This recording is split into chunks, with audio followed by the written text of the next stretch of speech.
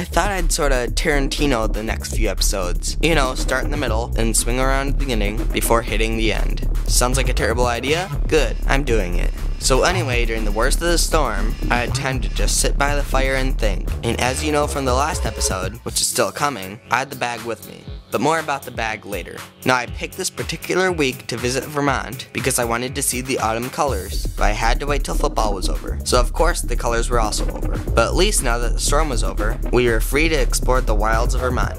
We kinda had to. When you visit a resort after their amazing summer season, and before their glorious winter season, you find a resort more or less closed. This entire place is deserted.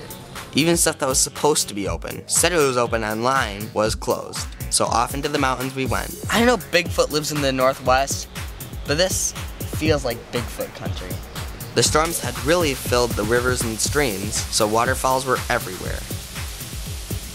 The narrow road that leads from Smuggler's Notch to Stowe, Vermont was supposed to be closed until spring, but finding it open, we took it. It was only wide enough for a single car in places, so they advise you to honk when you come to a boulder you can't see around.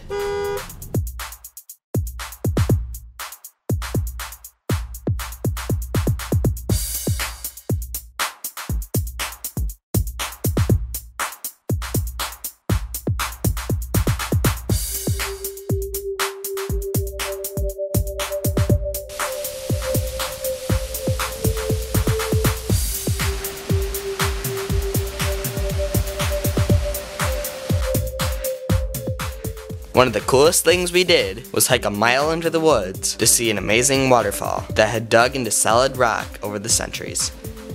So beautiful.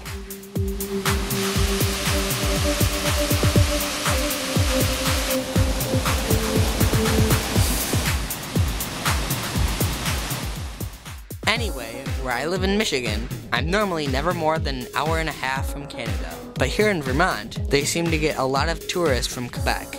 Consequently, a lot of restaurants serve a Canadian dish called Poutine, or Poutine if you're from Quebec.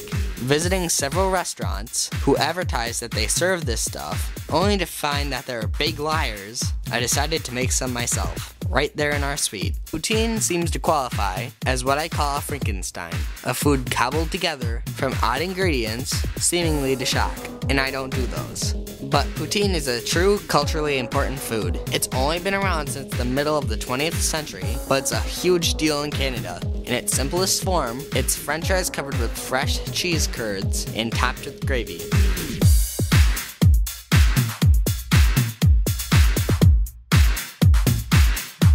Well, doesn't this look interesting? I know. Poutine experts will tell me it should be made with a different kind of potatoes, always a veal gravy, never beef, but it's fine. I have no problem with this. It's really good.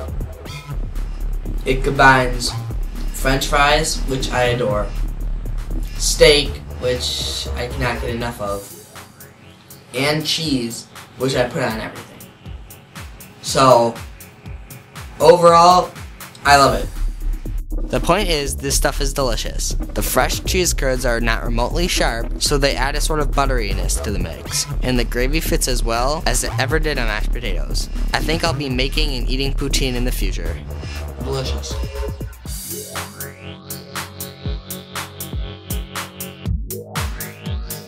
Nice work, Canada.